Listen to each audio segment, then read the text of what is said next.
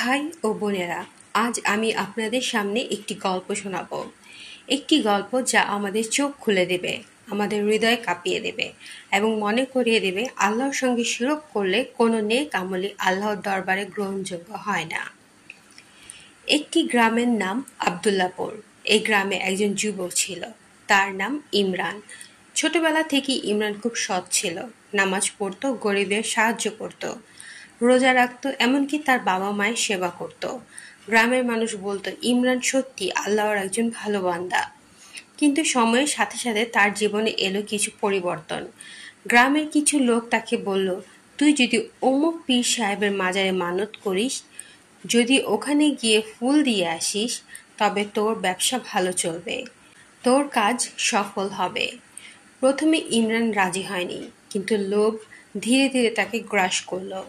সে ভাবল, আল্লাহর কাছে তো চেয়েই যাচ্ছি, একটু এই পথ চেষ্টা করি না হয়।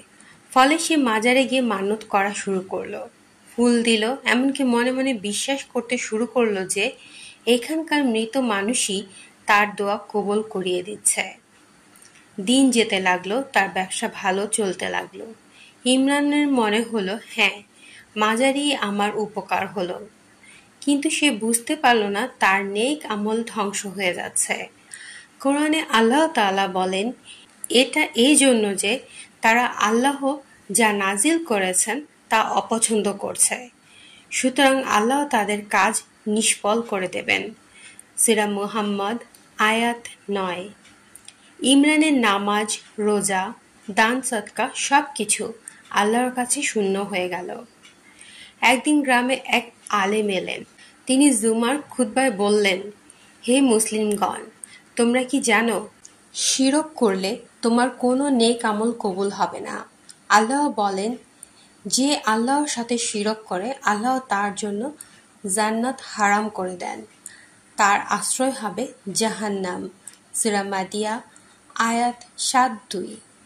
ইমরানের বুক কেঁপে উঠল, সে কান্নায় ভেঙে পড়ল।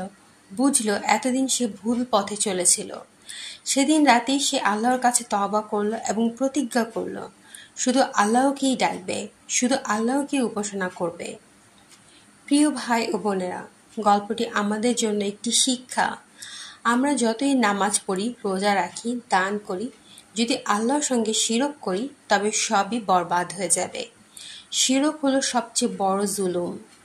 আল্লাহর দরবারে কোনো সুপারিশ, কোনো মাজার, কোনো মৃত মানুষ, কোনো দেবতা কেউই আমাদের উপকার করতে পারবে না। আমাদের একমাত্র ভরসা হলো আল্লাহ রাব্বুল আলামিন। তাই আসুন আমরা প্রতিজ্ঞা করি, কখনো শিরক করব না, শুধু আল্লাহর উপরে ভরসা রাখব। ভাই ও বোনেরা, যদি গল্পটি আপনাদের ভালো লেগে থাকে তবে লাইক দিন, কমেন্টে আপনার মতামত লিখুন এবং বেশি বেশি শেয়ার করুন, যাতে অন্যরাও শিরকের ভয়াবহ পরিণতি সম্পর্কে জানতে পারে।